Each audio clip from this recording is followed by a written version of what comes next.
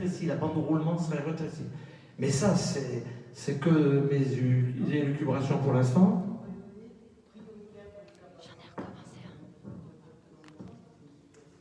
Alors, je ne sais pas si c'est... Enfin, disons, je ne sais pas si c'est une super idée. Ce qui est sûr, c'est que ça vaut le coup d'y réfléchir. Et puis de regarder, alors de regarder dans les sens, si jamais Mais on ne peut pas faire ça sans avoir rencontré les riverains, sans avoir recueilli leur façon de voir, parce qu'ils habitent là-bas, parce qu'ils... Voilà.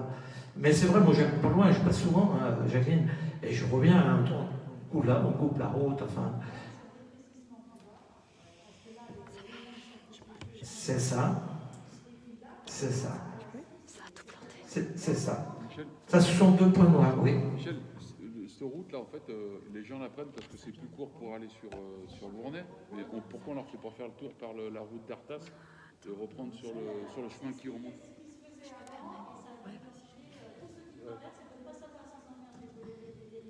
Parce que tu peux très bien donner l'accès au parking du cimetière pour cette route-là. Et puis après, avoir accès qu'aux riverains entre les deux parkings. Ouais, alors, c'est une solution, mais je veux dire, alors, pour le coup, celle-ci, encore plus que les autres, demande un examen attentif parce que ça a des répercussions importantes quand même. Je veux dire que ce n'est plus les locaux qui sont impactés, c'est tous ceux qui vont à plein d'endroits. Oui, oui. Alors, moi, personnellement, en tant qu'habitant du quartier, ça ne me dérange pas du tout, au contraire, parce que souvent, je passe pas pour pas déranger, je fais le tour par la tuyère. Mais ce qu'il faut quand même dire, c'est que dans le cadre de la déviation, tôt ou tard, il y a une déviation qui est prévue vers le cimetière pour désengorger la rue de la Barre. Vous voyez ce que je veux dire? La route d'Artas serait déviée à la Tuyère sur les cours. Et dans le cadre de cette déviation, la route de la Chapelle sera plus accessible aux voitures, c'est sûr. C'est-à-dire qu'on pourra aller jusqu'au cimetière et qu'après, à l'époque, le projet était, il n'y aurait qu'un passage vélo aux piétons. Donc du coup, à ce moment-là, la partie de Bournay, c'est sûr qu'il serait tranquille. Hein. Mais avant de faire un changement comme ça, c'est vrai qu'il faut qu'on ait... C'est tentant, parce que... voilà, mais de mettre des trucs en travers pour que les gens ne passent plus. Mais ça, il faut quand même bien réfléchir, parce qu'il y a des répercussions. Voilà, enfin, c'est quelque chose qu'il faut faire avec prudence, je pense.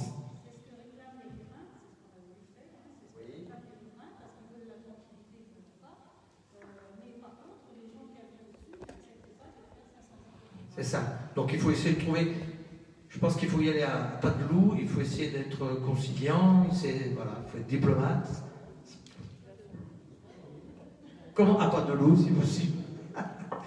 Donc voilà, vous exposez cette chose dont on vous tient au courant, parce que c'est quelque chose qui relève du conseil municipal et puis qui intéresse la population.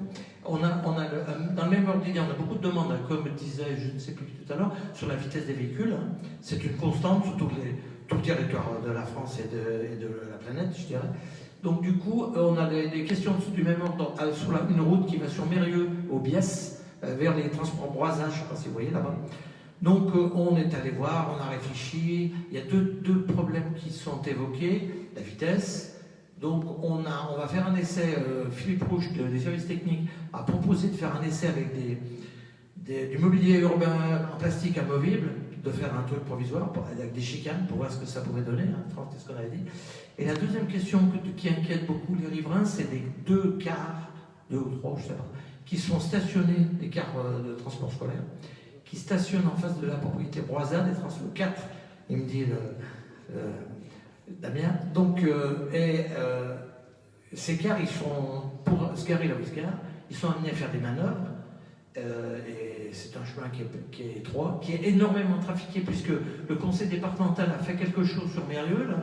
Je ne sais même pas trop ce que c'est, mais enfin toi tu le sais, Daniel, sûrement.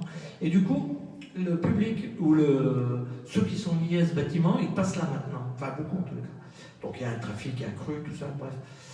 Et du coup, donc, on va réfléchir à comment on pourrait régler, ou du moins alerter les automobilistes sur ce problème de car. Donc on a imaginé déjà des panneaux en disant attention, manœuvre de car, etc. Mais bon, là aussi c'est délicat, il faut tout regarder, quoi. Si, alors il y a une dernière chose, c'est que ça se passe rue de la République, ça concerne l'immeuble, la résidence Le Parc. Alors, je vous explique. La problématique qui se pose à nous, c'est que donc les locataires de la résidence Le Parc ont un parking. Ils passent sous un porche et ils ont un parking derrière. Il y a eu actuellement, il y a une tolérance pour les clients, on va dire, soit de la chocolaterie, soit du bureau de tabac, de prendre 2 places de stationnement en attendant le temps de faire leurs courses, etc. Ça fait longtemps depuis qu'on est là, on va dire, on a des plaintes, on a des pétitions des locataires, parce que il y a énormément de monde qui passe dessous, en fait, c'est vrai, hein, beaucoup de gens qui vont acheter leur clope ou je sais pas quoi. Donc ils stationnent sur 2 places je vous expliquerai après. Donc derrière, il faut tourner des voitures. Il y en a qui attendent dans la voiture, donc ça fait de la pollution. Il y a des terrasses dessus, les gens ils sont dans les vapeurs des voitures. Ça sent le CO2. Ça fait du trafic sous le porche qui n'est pas très adapté. Alors nous, on a été saisis depuis longtemps, enfin depuis qu'on est arrivé, on n'a pas voulu faire la révolution, on a réfléchi beaucoup.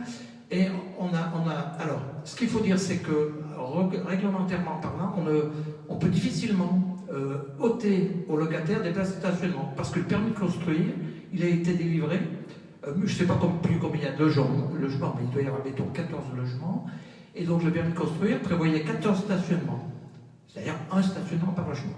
Ces stationnements, ils étaient traduits par des garages, 7 garages, je crois, ou un truc comme ça, et le reste en place de stationnement. Donc le fait de permettre à des gens extérieurs de se garer sur ces places, on vole en quelque sorte un droit qu'ils avaient à travers leur logement, puisque le logement, le permis a été délivré pour que chaque locataire ait un stationnement. Donc nous, on a beaucoup réfléchi à ça, tout ça. Alors, notre idée, parce qu'on essaye de trouver une solution qui soit neutre, un peu inerte, je dirais, c'est qu'on supprimerait, c'est pour ça qu'on vous en parle, on serait tenté de supprimer cette facilité qui leur a été accordée pour la transférer en créant 2 places de stationnement devant l'ancienne pharmacie, on va dire, vous voyez, parce qu'il y a un peu d'espace. On a regardé avec les services techniques, bon, il y a de la place, il nous semble qu'il y a de la place. Et donc, les 2 places les 2 places tolérantes qui étaient existantes avant derrière, elles seraient transférées devant. Du coup, il nous semble que c'est une solution qui devrait convenir à tout le monde, puisque le bilan serait neutre, et puis les locataires, ils auraient pu... on mettrait un panneau interdit, sauf riverain, la police ferait son travail, puis au bout de quelques temps, je pense que ça serait rentré dans ce... Bon, voilà, je ne sais pas ce que vous en pensez.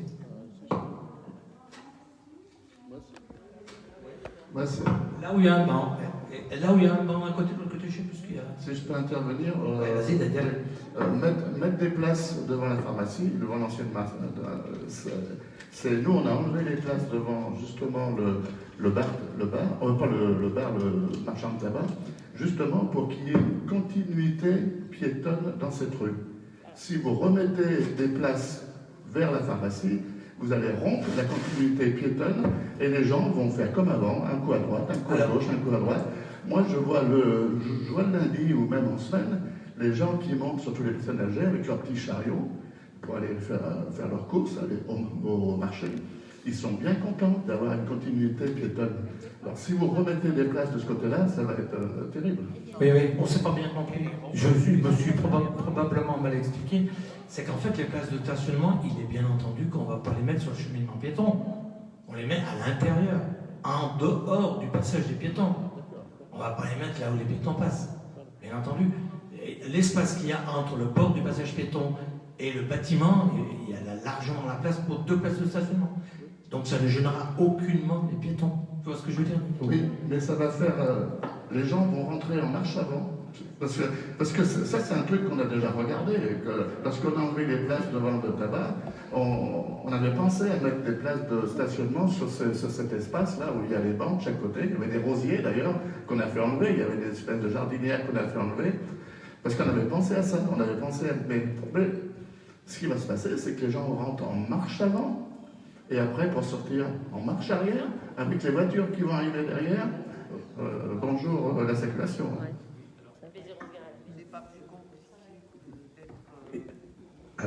Oui, effectivement, enfin, je comprends que rien n'est parfait, que aujourd'hui la circulation des voitures qui passent sous le Borge, c'est loin d'être sécurité non plus, hein. C'est très très peu sécurisant.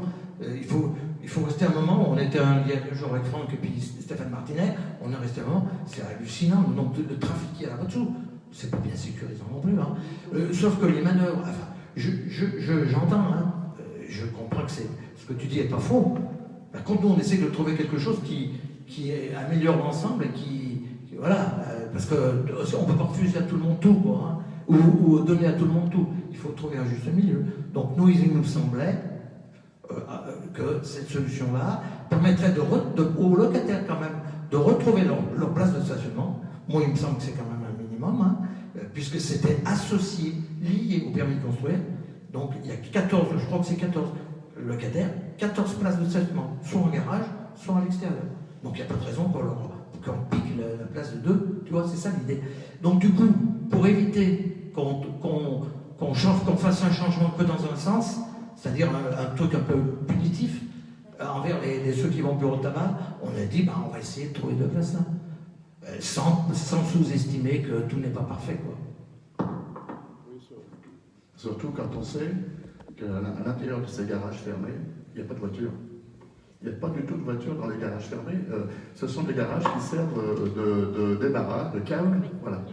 Moi, je sais que lors du permis de construire qui s'est passé sur le tènement qui est vers la place François Mitterrand, il y avait des garages de prévus, hein, sur ces bâtiments qui sont en construction. Moi, j'ai fait enlever les portes de garage. J'ai demandé ce qu'il y ait des box ouverts, de telle façon qu'en faisant des box ouverts, on était sûr que les voitures laissent garer. Dès que vous faites une porte de garage, il n'y a plus de garage. Et c'est pareil rue des Terreaux. Rue des Terreaux, dans l'immeuble Groléas, vous avez les garages qui sont rue des Terreaux. Allez les ouvrir et vous verrez. Ce sont des garages qui servent à autre chose. Donc automatiquement, on retrouve les voitures sur le domaine public. Oui, je suis d'accord. Alors je dirais raison de plus.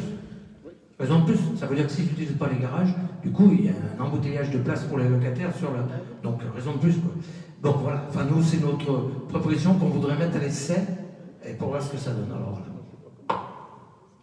Alors je vais aller vite, 2-3 questions. Le pôle scolaire, donc le remplacement des équipements de cuisine se passe bien, très bien, puisqu'on espère qu'à la fin de la semaine prochaine, les équipements seront renouvelés. C'est en cours. Ils sont en train d'installer les nouveaux trucs. Donc, ce qui veut dire qu'on est assuré qu'au mois de septembre, la nouvelle cantine fonctionnera. Donc, ce qui permettra de mettre en route la réalisation de la cour d'école, etc., de démolir la partie de l'ancienne école qu'on voulait démolir, etc. Donc, voilà, ça c'est plutôt une bonne nouvelle. Le parking de l'église est terminé. Ça aussi, on en avait parlé déjà au dernier conseil, mais il n'était pas terminé, là, c'est terminé. En précisant que c'est un stationnement réglementé, hein, de 7h-18h. Et puis, oui, on a réalisé la plateforme de retournement à Montjoux pour mettre la voie en cul-de-sac, pour éviter que les gens débouchent sur la départementale. Et puis voilà l'essentiel de ce que je voulais vous dire.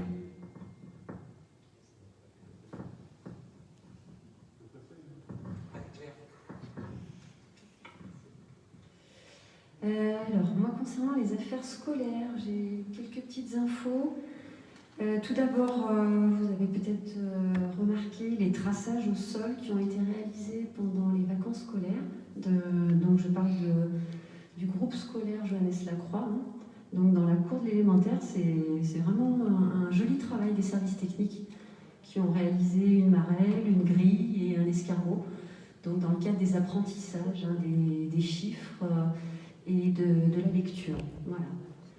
Vous avez peut-être pu apercevoir, enfin ça c'est peut-être plus compliqué, l'espace végétal qui est dans l'ancienne cour de l'élémentaire aussi, derrière ce qui sera la future cantine.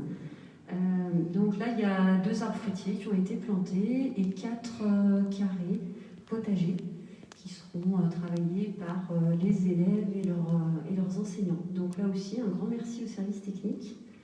Alors pour continuer sur la cantine, donc on a un souci personnel à cette période, cette semaine. Donc les élèves devront apporter des repas froids jusqu'au 11 mai, donc jusqu'au pont de l'Ascension. Donc c'est un petit peu compliqué à gérer, mais bon, ça se gère. Et là, il faut aussi remercier tout le personnel communal qui s'en occupe. Pour terminer sur les affaires scolaires, donc on a eu également hier soir en mairie une réunion avec les parents délégués de l'école maternelle. On était 7 élus. Donc il était question notamment de la réaffectation d'un poste d'ATSEM en maternelle, puisqu'il y a une surdotation, on en a déjà parlé. Et du coup, ce poste-là, il est reventilé sur d'autres besoins, notamment la cantine, c'est effectivement assez criant en ce moment, et également sur l'accueil du mercredi qui se fera à la rentrée. Voilà, donc il y a eu un dialogue constructif et au final apaisé avec les parents délégués. J'ai terminé avec les affaires scolaires, alors je peux parler de la culture si vous voulez, et après je passerai le micro. Donc concernant les affaires culturelles, alors il y a 2 éléments simplement, donc je vais être rapide. Compte tenu de la pandémie, c'est vrai que c'est un peu pauvre, mais on reste optimiste. Donc concernant la fête de la musique, elle ne pourra pas être organisée par Jaspire, compte tenu des dépenses qui pourraient être engagées, avec une incertitude quant à la réalisation de l'événement. Donc la municipalité réfléchit à une organisation, on va dire, un peu plus light, avec des associations culturelles, musicales, locales. Et dans ce sens, nous avons convié 5 associations lundi prochain à une réunion à la salle des IF à 18h pour essayer d'imaginer une fête de la musique, bien sûr en accord avec le protocole sanitaire, mais là aussi on est en attente parce qu'on a des éléments mais qui ne sont pas suffisamment précis pour être sûr de pouvoir l'organiser. Donc voilà, c'est une réflexion qui est en cours mais qui reste incertaine. Donc je ne sais pas si vous avez des choses à ajouter ou à proposer là-dessus. Si ce n'est pas le cas, je termine avec les Journées du patrimoine 2021. Donc ça, c'est dans les tuyaux aussi, pour le week-end donc, du 18 et 19 septembre. Alors là aussi, on a commencé à réfléchir, alors toujours en souhaitant évidemment que le protocole sanitaire nous le permette, mais dans l'idée, nous proposerions 3 départs de randonnée sur des sentiers balisés avec un label patrimoine. C'est les sentiers dont M. Vernet s'occupe. Il en dira peut-être un petit mot tout à l'heure. Nous proposons également une exposition permanente au niveau du travail de Bruno Bert dans le musée de Revon. Et là aussi, je laisserai la parole à Philippe, qui en parlera tout à l'heure. Il y a également un spectacle proposé par Jaspire en extérieur devant la Madone qui serait prévu le samedi dans l'après-midi. Un concert de chansons françaises également en fin de journée le samedi, et ce serait plutôt sur la place de la Fontaine. Et enfin, concernant le dimanche, alors on a imaginé une prestation musicale de l'avant-garde le dimanche matin, place de la Fontaine, et l'après-midi, une démonstration de danse country. Et là, Isabelle en dira peut-être un mot, avec une initiation à tout ça. Voilà pour ma partie. Est-ce que vous avez des questions, des suggestions? Non. Bon, je vous remercie. Je passe le micro. Bonsoir à tous. Je vais parler des jardins familiaux. Margot a fait un questionnaire sur le site de Saint-Jean-de-Bournay et on a eu plus de 40 réponses, dont 37 qui nous ont donné leur adresse mail qui sont intéressés donc, par ces jardins familiaux. Alors le problème pour nous, c'est que pour l'instant, on a une parcelle qui fait 270 m². On l'a on l'a aménagé, les services techniques à travailler le terrain déjà un peu. Vous avez dû le voir vers l'avenue de la Libération, après la boulangerie sur la droite. Et donc on va faire une réunion avec ces gens-là qui nous ont écrit, qui nous ont envoyé une mail, pour voir ce qu'ils veulent et voir combien de jardins on peut faire. Parce qu'au départ, on était parti sur 4 jardins de 60 mètres carrés, mais on s'aperçoit qu'avec le nombre de demandes, on va peut-être revoir ça et faire des jardins plus petits pour prendre plus de gens.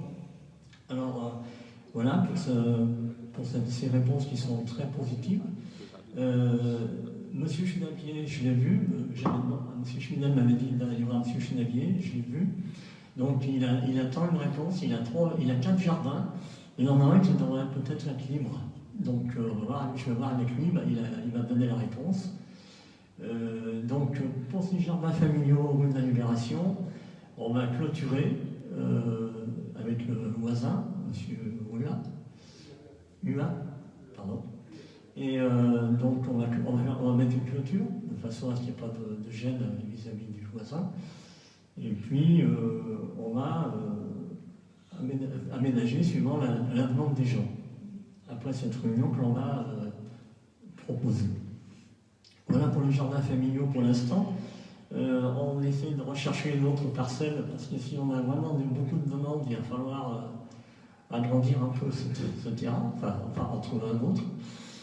Maintenant, pour les sentiers patrimoniaux, donc avec le club Rando et Découverte, on a prévu 4 randos de différentes couleurs. On en avait déjà parlé la dernière fois. Donc on a une rando verte qui fait 3 km 400 avec 60 mètres de dénivelé.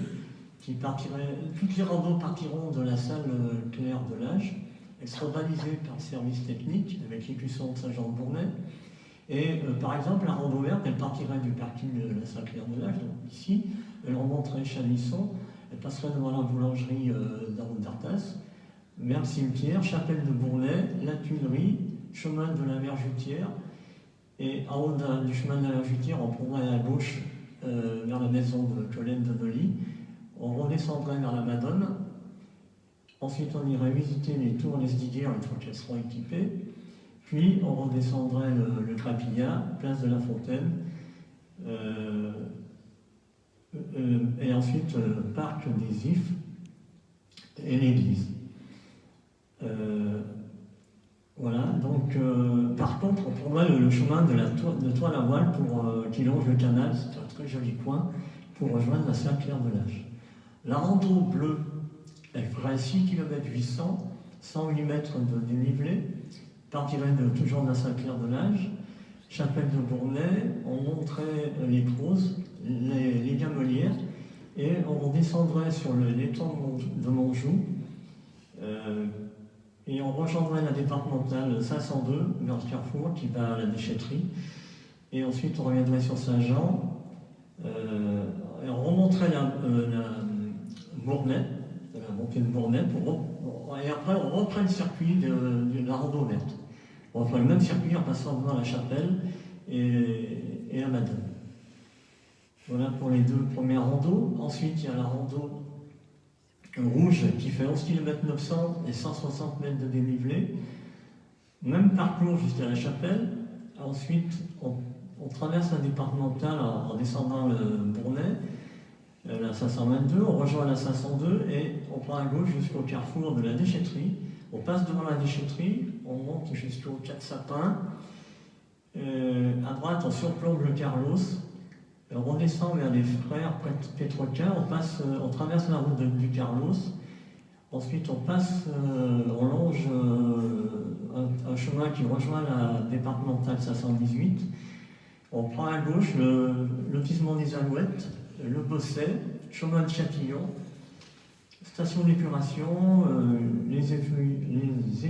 les Embouffus, casino. On revient par la route de l'Esquilière, Docteur Paillard, et on revient par le chemin de Toile à Voile au parking de Saint-Clair de l'Age. Et enfin, la rando noire. Où est-ce qu'elle est passée celle-là? Une seconde. de souvenirs, je l'ai là.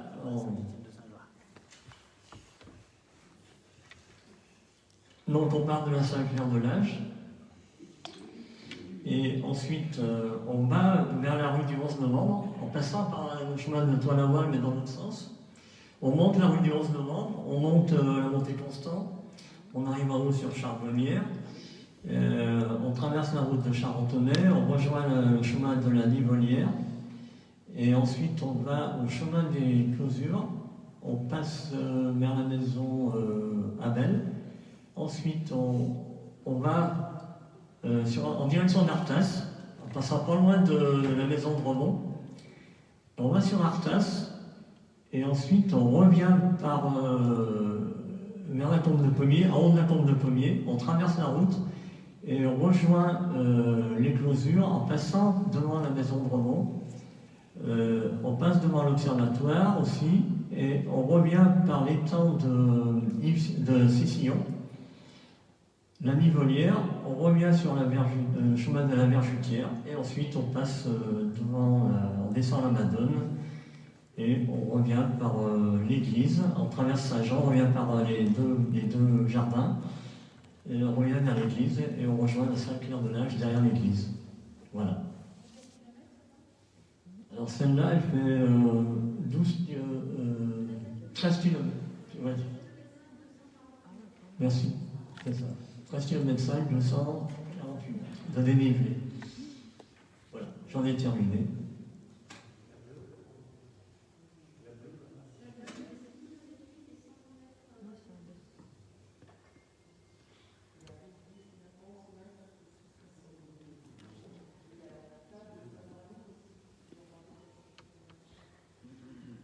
Ah oui, on voudrait peut-être faire une table panoramique, mais bon, on voudrait choisir un point culminant de Saint-Jean. Alors on va voir, on n'a encore pas décidé du lieu. Mais bon, c'est de l'argent, donc il faut qu'on trouve des subventions pour réaliser cette table panoramique. Après le parcours de santé, on va parler de la santé. Donc, je voulais juste faire un tout petit point qui me semblait important pour aussi remercier tous les médecins de Saint-Jean et les professionnels paramédicaux, rééducateurs et IDE qui ont participé. Vous faire un petit compte-rendu là de l'avancée, parce que nous avançons sur le projet de santé de la maison de santé pluriprofessionnelle. Donc, l'évaluation des attentes de chacun des professionnels de santé de Saint-Jean-de-Bornay a été faite. Ça a permis finalement de se rendre compte que le travail en pluridisciplinarité pour le bien du patient était quelque chose d'important pour eux, que ce travail en pluridisciplinarité allait créer du lien entre les différents professionnels de santé, que c'était un exercice coordonné qui allait faciliter les échanges, un travail collaboratif, véritablement, que cela permettrait de participer à des protocoles de soins qui seraient finalement,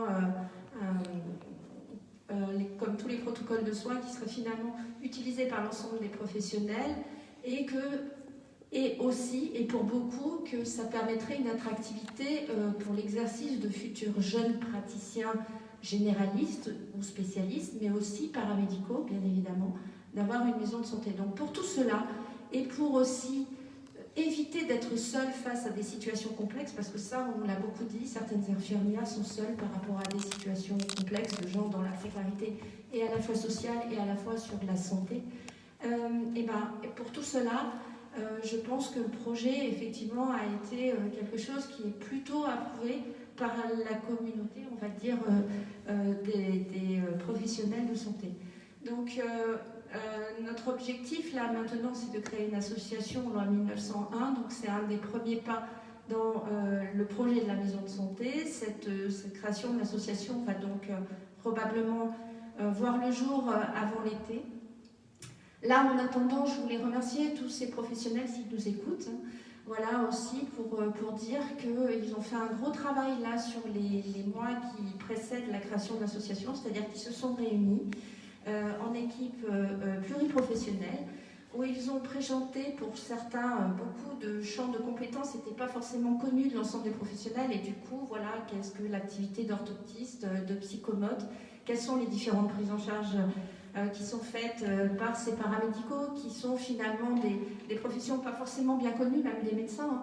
Voilà, ergothérapeute, voilà, kinésithérapeute dans son ensemble, parce que c'est pas forcément évident, c'est pas juste du massage, voilà. Donc je pense qu'ils se sont fait un petit peu une idée effectivement de l'ensemble des professions, et ils ont travaillé ensemble. Alors ce travail, je ne suis pas intervenue dessus, ce travail, parce que j'estimais qu'il y avait peut-être probablement une part de confidentialité, hein, parce que forcément on évoque certains patients lorsqu'on est ensemble, et bien évidemment c'est de l'ordre du confidentiel. Donc en fait ils se sont réunis, ils ont fait 4 réunions déjà, donc il y en a eu une au mois de février, le 23 février, le 23 mars, le 27 avril, et il y en aura une le 1er juin. Ils ont abordé des thèmes de santé pour commencer à apprendre à travailler ensemble. Donc ils ont travaillé sur le thème des rachialgies, c'est-à-dire les douleurs vertébrales, sur le thème des maladies neurodégénératives, sur le thème du diabète de type 2, c'est-à-dire le diabète gras, et puis sur la prise en charge de la douleur. Voilà, avec la collaboration aussi du pharmacien de Saint-Jean, des psychologues, des psychomotriciennes, d'une ergothérapeute qui n'est pas de Saint-Jean-de-Bournay mais qui est très intéressée par le projet de santé aussi. Voilà, donc je pense qu'ils ont beaucoup œuvré, ils œuvrent beaucoup pour ça. Donc voilà, moi je tenais à les remercier ce soir, même s'ils ne sont pas présents. Et on espère que c'est un projet qui va être mené à bout. Donc la première étape est de faire l'association Loi 1901, qui sera une association à but non lucratif. À la suite de cette association, ils vont continuer à bien évidemment se réunir, parce que c'est quand même l'objectif de la maison de santé pluriprofessionnelle, c'est d'avoir des réunions pluriprofessionnelles assez régulières. Donc ils vont continuer à se réunir, j'espère, pendant le dernier semestre 2021. Et donc à l'issue de ces réunions, qui seront toujours pluriprofessionnelles, on essaiera de labelliser cette association pour qu'elle soit labellisée par l'ARS, donc par l'Agence régionale de santé. Qui en fait, en permettant de labelliser l'association, nous permettra la création de la maison de santé. Voilà le projet. Voilà, voilà, c'était juste pour vous dire ça, et j'ai rien d'autre à rajouter. C'est le 1er juin. Eux, ils se réunissent le 1er juin pour prise en charge de la douleur, qui sera présentée par Julien Mondon, pharmacien, et Sarah Caudury, qui est psychologue. Voilà. Donc ce qui est intéressant, c'est qu'il n'y a pas qu'une intervention purement médicale, il y a des interventions paramédicales, parce que je rappelle que la maison de santé pluriprofessionnelle et pluridisciplinaire, c'est effectivement dans la pluridisciplinarité. Le médecin est porteur effectivement du projet, c'est un médecin, bien évidemment une maison professionnelle de santé, elle ne peut pas se faire sans le médecin, c'est évident, mais elle doit aussi comporter des paramédicaux, infirmiers, kinésithérapeutes ou ergothérapeutes et ou psychologues et ou ergothérapeutes. Enfin, tous ceux qui seront intéressés pour intervenir dans cette maison de santé seront les bienvenus. Voilà.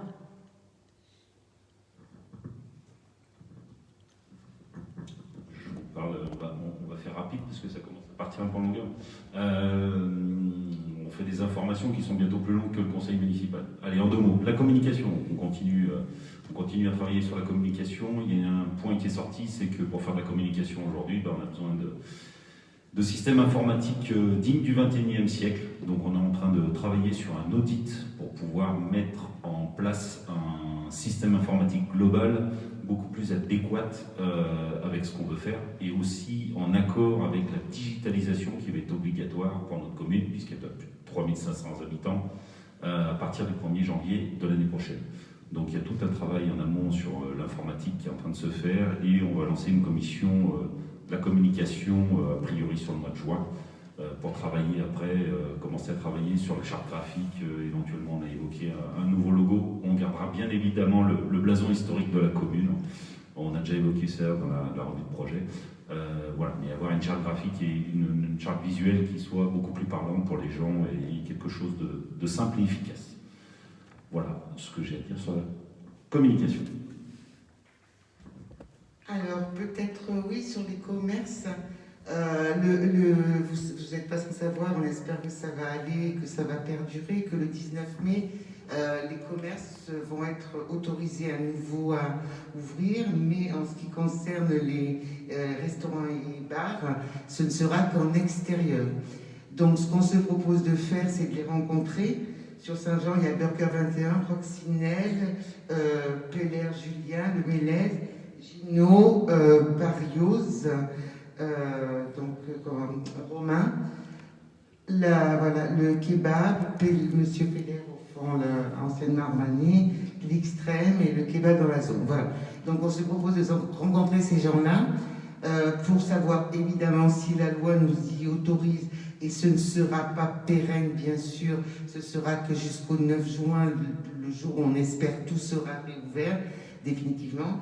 Mais déjà, pour que ça puisse leur apporter une bouffée d'air pur, et ça, on voudrait pouvoir ajouter des tables dehors, leur donner un plus grand espace de travail et des terrasses. Oui, voilà. Et donc, on ne sait pas pour l'instant, la balle est dans le camp de Mme Bisson, puis des services municipaux, c'est ça, de la police municipale. On ne sait pas quelles vont être les décisions qui vont être prises. Mais ce serait notre souhait. Voilà. Je vais juste rajouter là-dessus, parce que je travaille avec Brigitte Perrier sur ce point-là. J'ai appelé Madame Besson aujourd'hui, j'ai vu avec la police municipale, il faut qu'on dépose, effectivement, il faut des arrêtés municipaux, il y a énormément d'administratifs, il faut qu'on demande à chaque bar et restaurant son souhait, ce qui peut être pérenne aussi pour lui pendant cette période du 19 mai au 9 juin, si effectivement il peut travailler, s'il peut être rentable, parce que s'il n'est pas rentable, même en agrandissant sa terrasse, il n'y a aucun intérêt pour ces commerces. Je vais prendre l'exemple de la buvette qui aujourd'hui n'a pas de commerce, ne travaille pas comme ça. Est-ce que ça va être possible ou pas? J'en sais rien. Il faut qu'on les rencontre. On va faire ça rapidement avec Brigitte Perrier. Et effectivement, on est en train de cadrer juridiquement pour pouvoir proposer des terrasses. On ne va pas dire gratuitement, parce qu'a priori, ce n'est pas possible, mais à l'heure symbolique ou quelques euros aussi. Voilà. Donc je ne sais pas si vous avez des remarques à faire là-dessus, parce que c'est vraiment quelque chose sur lequel on voudrait avancer pour que enfin les bars et restaurants qui sont fermés depuis octobre puissent réouvrir, réamener de la vie, mais ils attendent aussi les protocoles sanitaires. Donc on ne sait pas encore quelle distance entre les tables, on sait que ce ne sera pas des tables de plus de 6, on n'a pas toutes les informations, on travaille avec eux. Voilà le projet où on en est, c'est vraiment c'est tout frais, c'est ce matin.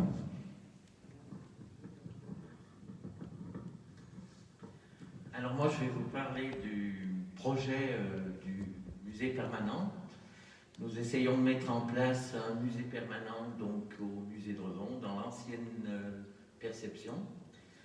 Nous essayerons de faire ça à moindre coût, puisque ce sera juste un rafraîchissement. Et puis le but, c'est de préserver et puis de mettre en valeur le travail de Bruno Baer, qui nous a fourni ça pendant des années. Et voilà. Donc, dans l'idéal, ce serait de pouvoir le faire avant l'été pour pouvoir bénéficier des jobs d'été, justement. Voilà. Reste à définir les jours d'ouverture. On avait une petite idée sur le samedi après-midi, voire le samedi complet, et éventuellement le lundi matin, un jour de marché où on puisse attirer du monde. Voilà. Donc s'il y a des questions... L'idée c'est de l'exposition pour nous, elle faut être permanente, parce qu'il n'y a pas chez les murs, parce qu'elle s'abîme et ça serait de la mettre de façon permanente dans le musée, les murs de la pièce qui est exposée. Alors moi, je vais juste vous dire deux mots du CME. Enfin, disons que l'actualité du CME pour cette période, ça va être l'opération Marchons vers l'école, qui va se décaler du coup du fait des préparatifs qui ont été un peu bousculés, qui va se décaler un petit peu sur juin. Voilà. Et puis sinon, pour le comice agricole, je laisse Yves peut-être... Non? Tu veux? D'accord. Bon, voilà. Donc il ne veut pas en parler.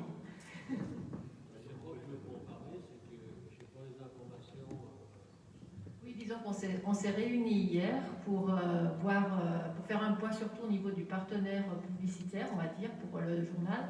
Et en même temps, on a commencé à se poser les questions, qu'on voulait poser les questions qu'on voulait poser au préfet pour s'assurer qu'on pourrait tenir, que c'était des conditions tenables pour le comice, quoi. Voilà. Donc le mail a été envoyé ce matin, donc on donnera suite dès qu'on aura la réponse. Est-ce que quelqu'un d'autre veut parler?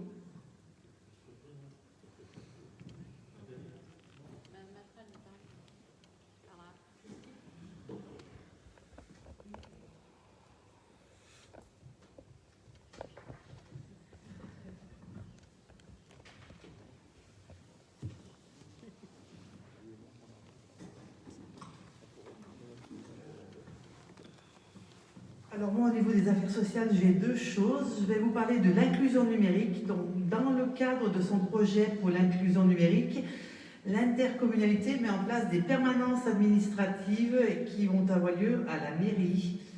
Alors la première permanence, ce sera ce vendredi. Donc elles vont permettre d'informer les usagers de leurs droits, de les accompagner dans la réalisation de leurs démarches administratives. Les inscriptions se font en mairie et puis ils vous donnent le temps du rendez-vous en fonction des démarches que vous voulez faire. Donc vendredi 7 mai de 9h à 12h sera la première permanence et après il y en aura environ une fois tous les 15 jours, toujours le vendredi matin. D'autre part, des formations aux outils numériques et informatiques sont aussi proposées dans les médiathèques. Elles portent sur l'apprentissage à l'usage des différents appareils. Alors vous pouvez apprendre à vous servir de votre ordinateur, de votre tablette, de votre téléphone, des smartphones. Pour plus d'informations et puis vous inscrire, là il faut contacter directement les médiathèques. Alors je vous demande de faire circuler l'info pour qu'il y ait le plus de gens possible qui puissent avoir accès à ces deux projets, quoi. Et un flyer d'info il va être distribué avec le prochain bulletin municipal. Alors après, je vais vous proposer au mois de juin, si les conditions sanitaires le permettent, un atelier musique pour tous. Ce sera un après-midi festif et convivial autour de la musique et autour du Bao Pao, qui est un instrument interactif à cordes laser. Il se déroulera le 21 juin de 13h à 18h à la salle numéro 1 des maisons des associations, si bien sûr les conditions sanitaires le permettent. Et cet atelier est financé par le département et concerne principalement les seniors, mais il reste ouvert à tout public. Vous pouvez participer à cet atelier. Alors ça se fera probablement sur inscription, pour pas qu'il y ait trop de monde à la fois, en mairie, et on fera passer une info dans le journal et puis via le site de la mairie. Voilà.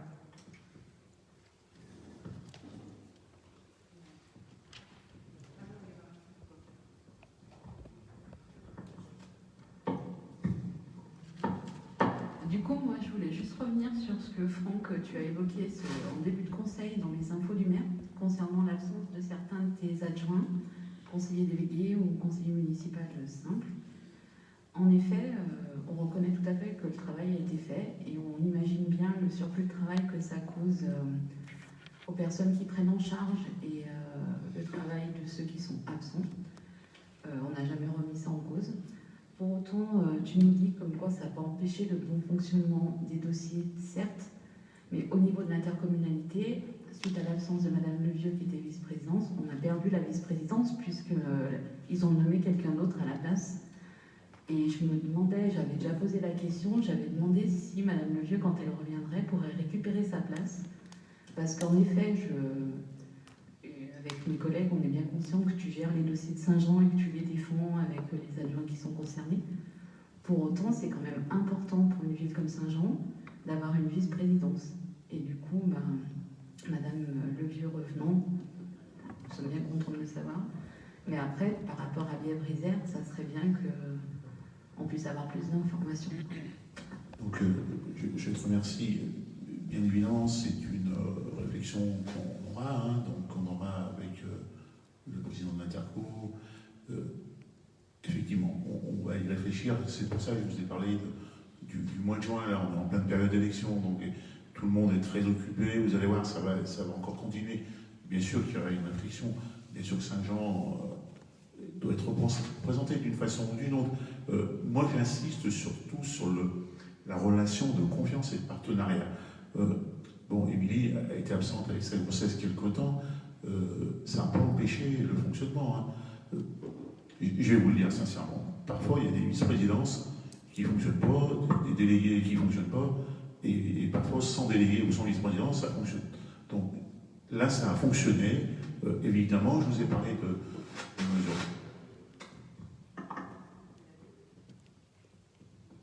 de décision pérennes, on y réfléchira bien évidemment. Voilà. Pour l'instant, il n'y a pas de dysfonctionnement, au contraire. Moi, cette relation avec Bievriser, franchement, je la salue parce que tout ce qu'ils apportent sur notre territoire, toute l'aide, autant que ce soit financière, technique, voilà, en moyens humains, hein, parce que sur la ligne de la Libération, par exemple, on va avoir certainement un bureau d'études commun avec des techniciens de Bievriser communs, et voilà, comme ça, on fait des bons choix. Donc, Michel, on a 2 réunions en fin de semaine, là. Donc, c'est eux qui viennent en mairie. Bon, voilà, donc, aujourd'hui, il n'y a pas d'alerte particulière, mais effectivement, on va y pas réfléchir. d'alerte, c'était juste pour le signaler, évoquer le sujet, parce que j'estime que c'est notre rôle de le signaler, et d'espérer que Saint-Jean retrouvera une vice-présidence. Ça, c'était pour Bievriser. Ensuite, nous, ce qui nous... Juste intervenir 2 minutes.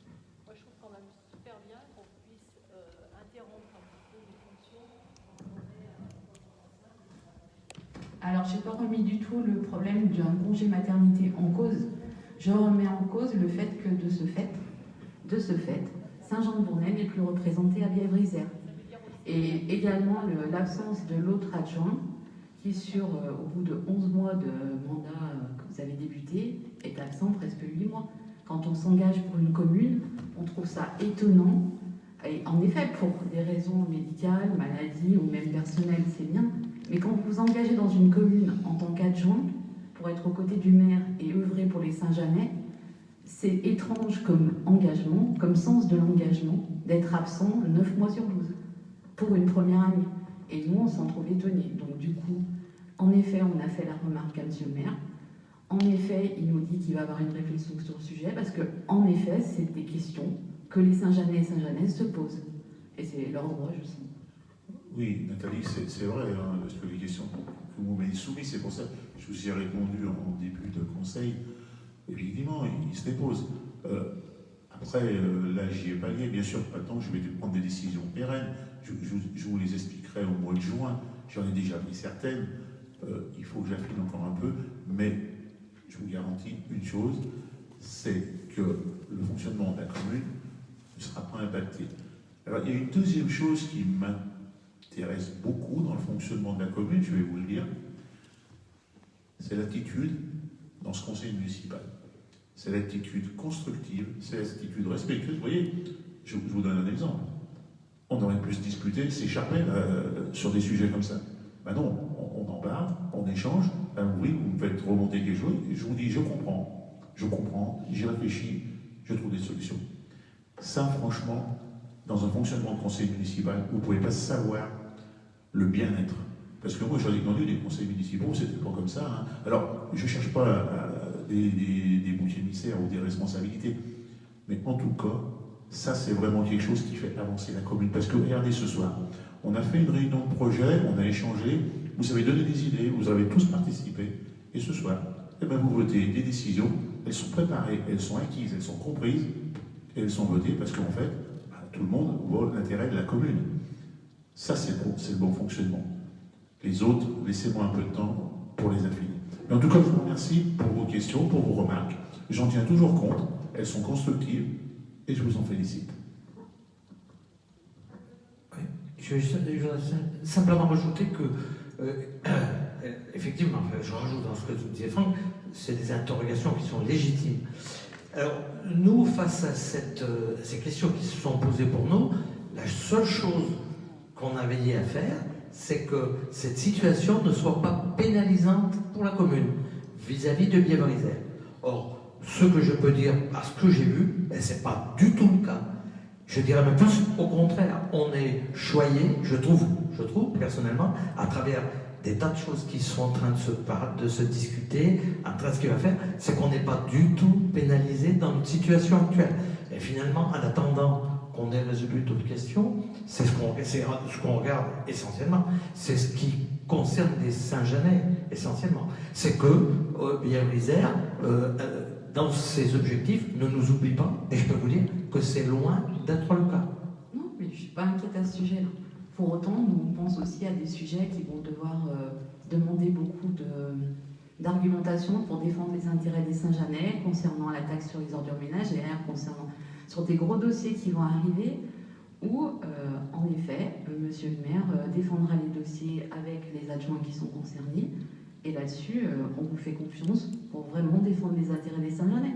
Pour autant, c'est des questions qu'on est normalement censé vous poser. On ne pourrait pas nous passer sous silence ce fait-là. Voilà.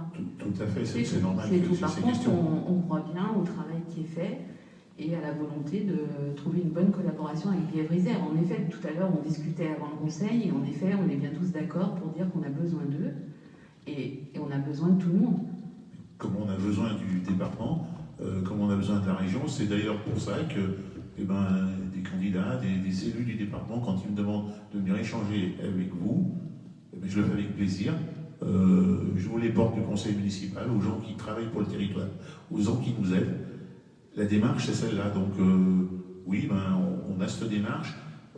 Alors, que dans les exécutifs, temporairement, on n'y soit pas, ça n'empêche pas d'avoir une démarche de travail. Donc, je vous garantis que je vais y veiller pour que tout continue comme ça.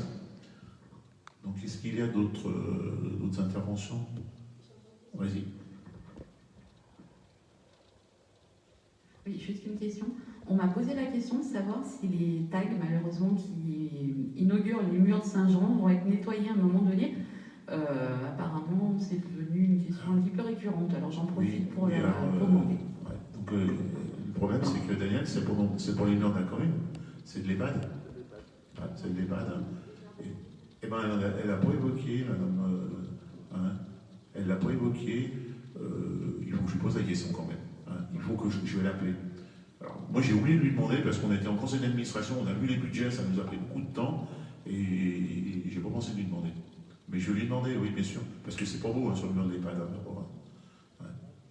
Donc, tous ceux de la commune, Michel, je crois que ça a tout été nettoyé. Hein. Il reste sur le cheminement le long du Chanisson, mais c'est une façade privée, c'est pareil. Alors, effectivement, on pourrait peut-être demander aux propriétaires s'ils pourraient faire un petit effort, quoi, effectivement. Parce que quand on attend pour aller à la boulangerie, on a l'œil dessus sur parking. C'est vrai que c'est moyen.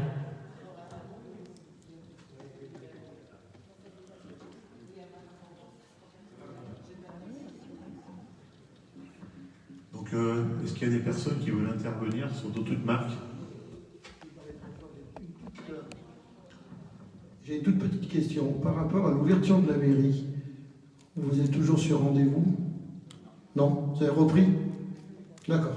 Bon, j'ai pas pu y aller encore cette semaine, mais jusqu'à là, c'est vrai que c'est apparu sur la presse, on le savait, mais voilà, c'est pour savoir si vous étiez revenu à un fonctionnement normal.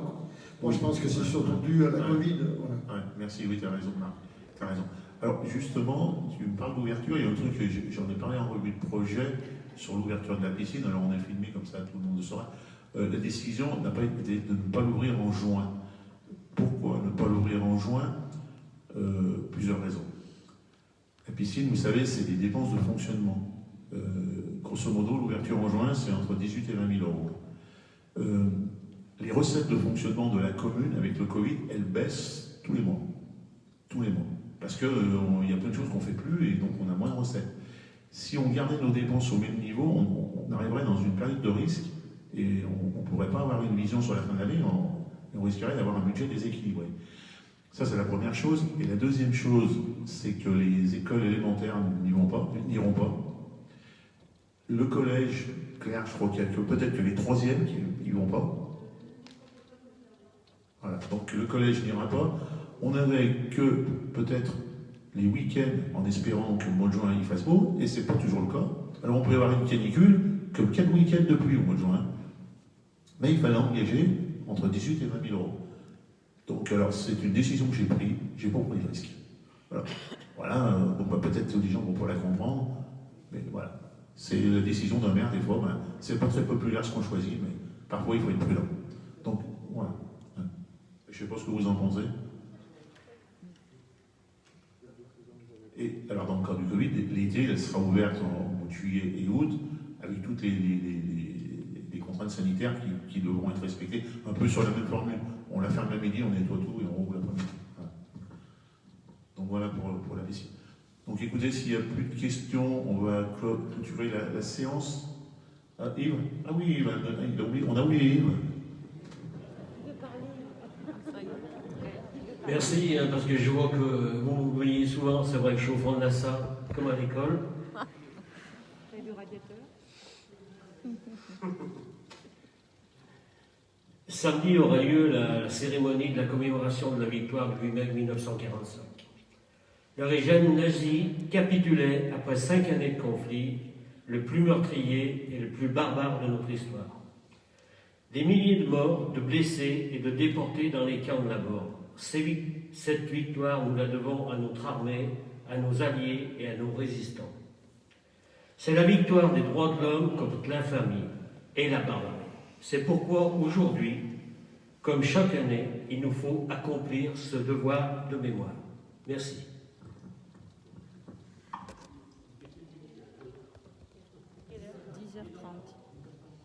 Oui. Et moi, je voudrais vous poser une question à ce niveau-là. Protocole, vous avez le droit à combien de personnes? Comment vous faites? Non, mais voilà.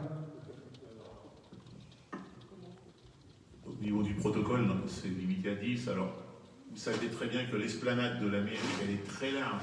Donc, si les gens se mettent sur les trottoirs qui s'espacent, en fait, voilà, c'est dans la ville, quoi. Donc, voilà, il faut que les gens se mettent loin, ils ont des masques.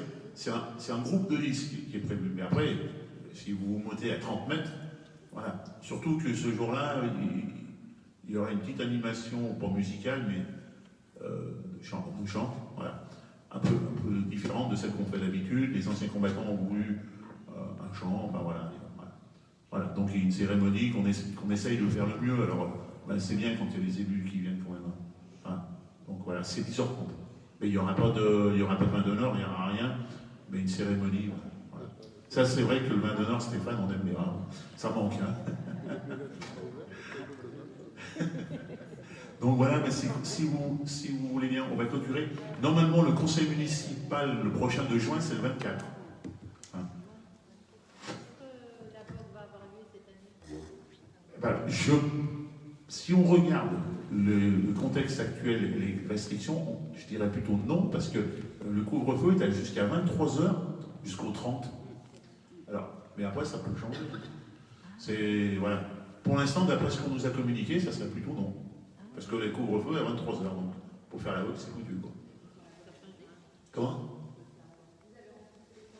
Non, on n'a vu personne. Pas. Ils nous ont recontactés. Alors je ne sais pas s'ils touchent des aides et qu'ils n'ont pas non plus envie de sortir, parce que c'est ça le truc, hein, vous savez, il y a des professions qui touchent des aides, vouloir faire, on perd les aides, et on n'est pas sûr d'avoir les recettes. Donc ça sera peut-être un peu pareil pour les commerces, hein.